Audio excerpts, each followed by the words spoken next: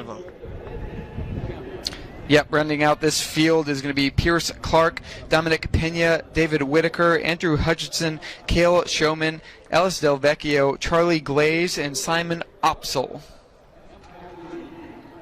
It took a very fast time to get into this field with some scratches. It took around 150 mid to get into this field, so expect some fast times. It's going to be interesting to see how they handle these prelims, whether they take it out fast.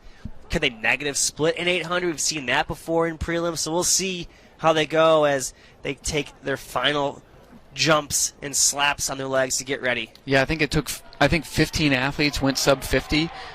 150, yeah. Sub 150 in this field.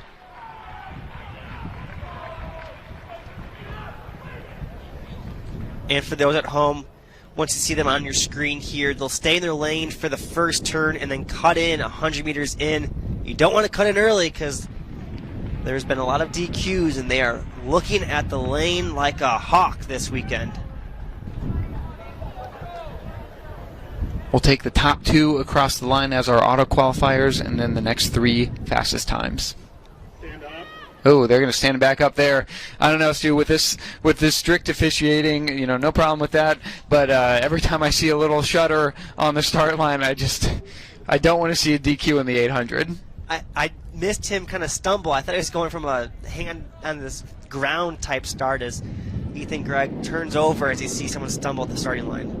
Yeah, athletes just don't love staying in that start position for too long, but we are underway clean here in the men's 800. Stu, you got your hand up. What'd you see? I'm not going to say anything out loud. Okay, we're not going to say anything out loud. Stu, I want to talk about Cale Showman here a little bit. I spoke to him a couple days ago in person, and, we were kind of talking about, despite the fact that he's won 3 800-meter championships, he still is kind of looked at as an underdog in this field, and he took it personally indoors when we named him least likely to defend his national championship from last year's outdoors. I'm glad he took it personally because that's what we're here for. We want to fire these guys up and make sure they are competing and don't feel like it's getting handed to them. And Showman is a great sport, a great competitor as he sits in second now, coming down the home stretch with Simon Upsel taking the lead from MIT, we have 3 MIT athletes in the mix as his teammate joins him at the bell lap. Yeah, Showman doesn't want to get boxed in there, but that's really not a bad position. 2 ways to run the 800. There's kind of that hard charge